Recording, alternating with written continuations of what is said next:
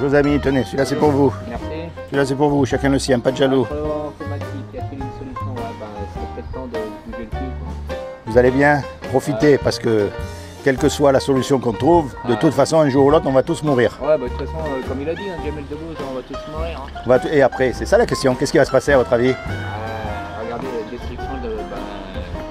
Vous par exemple, moi, quand vous mourrez, qu'est-ce qui se passe après? Qu'est-ce qu'il arrive de vous? rien, moi, Et vous? Moi de toute façon je me fais incinérer comme ça, je veux pas nourrir la terre et les vers de terre. Quoi. Alors votre corps il va être incinéré, et votre âme? Ah ah! Ouais, mais ça là, je crois pas trop. Quoi.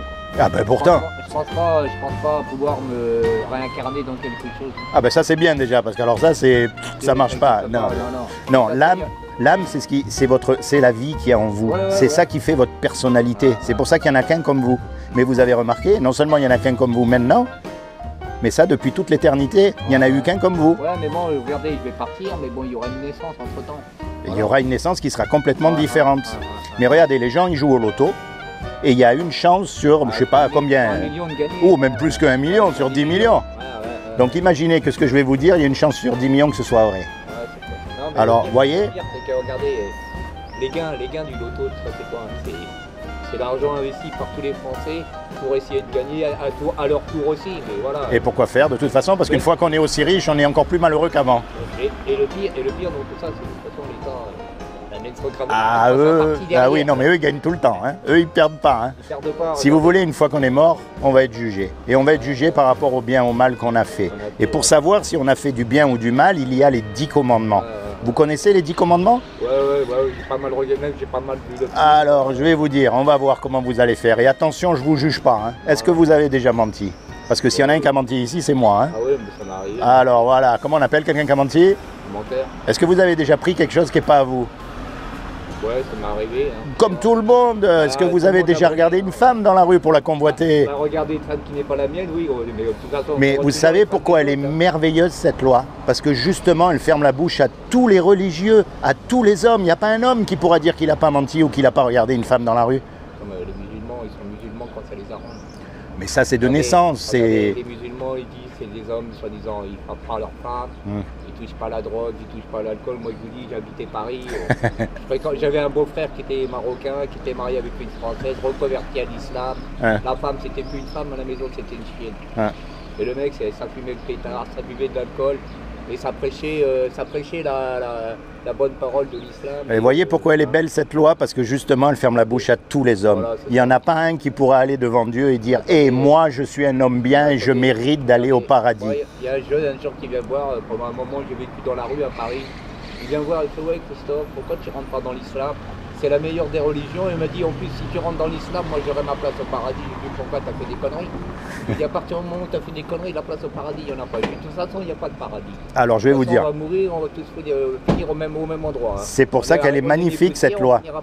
C'est pour ça qu'elle est magnifique, parce que tous les hommes, ils sont à la même enseigne. Et c'est pour ça que moi, je ne peux pas vous juger. Je ne peux pas dire « Vous êtes pire que moi ». Ou mieux que moi. On est tous pareils, curés, imams, les juifs, tout. Chacun. On est tous pareils. Moi, je n'ai rien contre les religions. Maintenant, je vais vous dire un truc. Mais il faut respecter le pays dans lequel on vit. Maintenant, le problème qu'il y a, c'est qu'on mélange religion et Dieu. Dieu n'est pas religieux. Maintenant que Dieu existe, c'est une évidence. Ça, vous croyez en Dieu quand même? Oui. Bon, donc ce Dieu qui a fait les lois, c'est lui qui a fait les lois mathématiques, les lois physiques, c'est lui qui a fait cette loi morale. Quand on meurt, on va être devant lui et il va nous juger. Et le problème, c'est qu'on a tous cassé la loi. Donc on est tous coupables. Et s'il applique son jugement, on est tous condamnés à partir en enfer. Et ça, je vais vous dire une chose, on ne veut pas y aller. Ça nous gêne. Mais lui non plus, il ne veut pas qu'on y aille. Parce que comme c'est lui qui nous a créés, un créateur, il aime sa création. C'est logique. Il préférait que sa création aille au paradis. Vous jouez de la musique, vous faites quelque chose de particulier. En général, un musicien, il aime sa musique. En général, un cuisinier, il aime sa cuisine.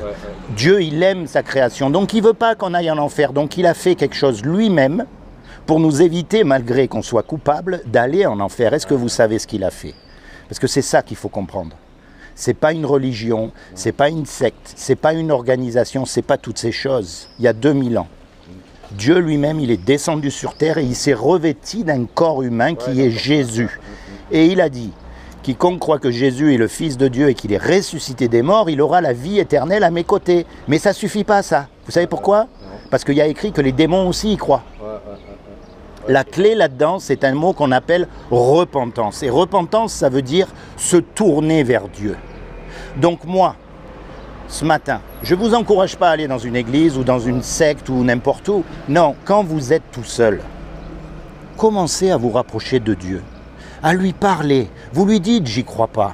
Vous lui dites « j'ai des doutes ». Vous lui dites « je suis en colère avec toi ». Vous commencez à communier avec lui parce que comme je disais tout à l'heure, vous êtes unique. Il n'y en a jamais eu deux comme vous. Ce qui montre bien que ce que Dieu veut, ce n'est pas une religion où tout le monde fait la même chose. Non, c'est une relation personnelle avec vous. Il veut entrer dans votre cœur, que vous lui fassiez la place. Alors invitez Jésus. Moi je vous avouerai, je suis catholique. Oui. Et je vous dirais franchement, je ne crois pas tout ça. Je ne crois pas en Dieu. Je ne crois pas en Dieu, pour moi, c'est... moi je vous dis, voilà, j'ai perdu des proches. Ça, quand on aurait eu besoin de lui, il n'était pas là.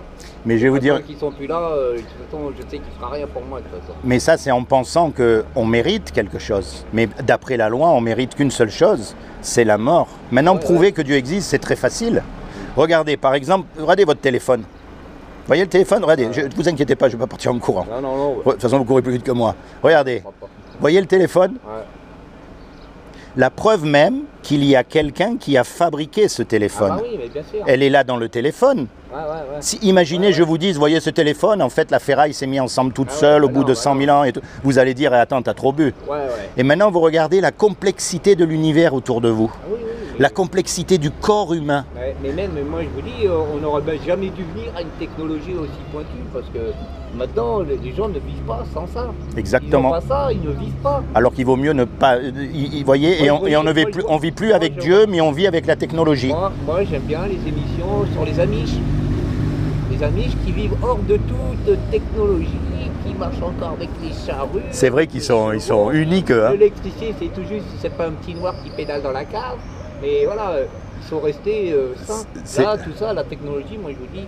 Ça nous enfume. Attendez. C'est notre nouveau Dieu. C'est notre nouveau Dieu. Regardez pour les impôts, ne serait-ce que pour les impôts. Les personnes âgées qui n'ont pas Internet, ils veulent arrêter le papier. Est-ce que les gens, jamais ils vont se lancer dans l'Internet à 80 ans.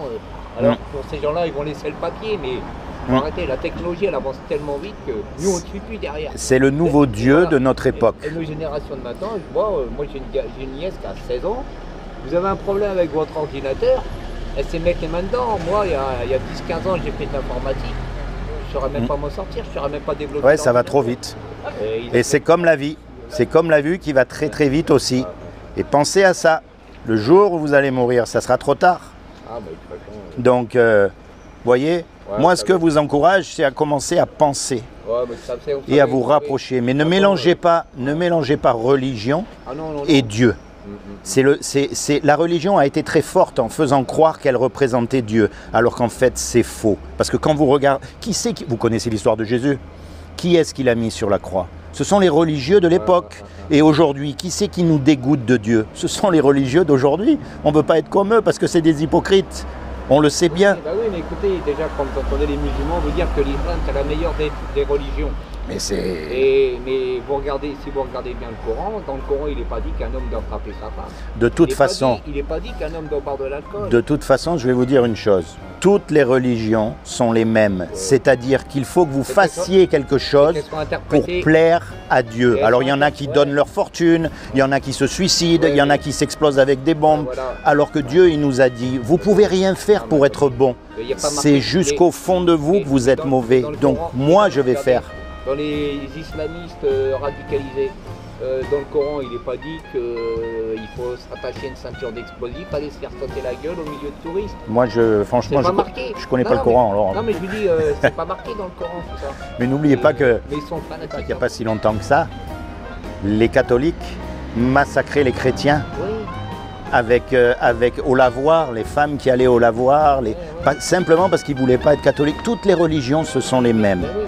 Et c'est pour ça que Dieu, lui, n'est pas religieux. Mais de toute façon, toutes les religions se sont entre des... Voilà, et qui veut une relation personnelle avec vous. Regardez les Allemands quand ils ont éradiqué les Juifs. En Dieu nous croyons, il y avait écrit sur leur ceinture.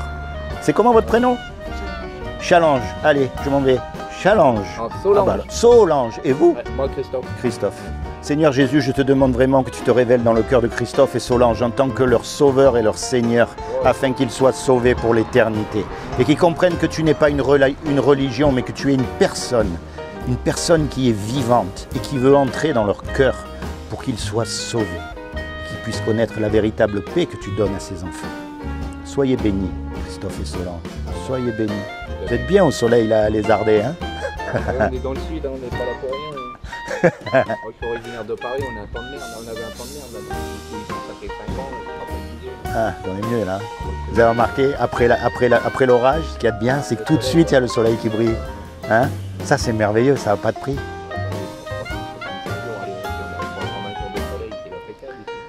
Il vous reste plus qu'une chose. Rapprochez-vous de Dieu, pas d'une religion. Soyez bénis les deux. À bientôt.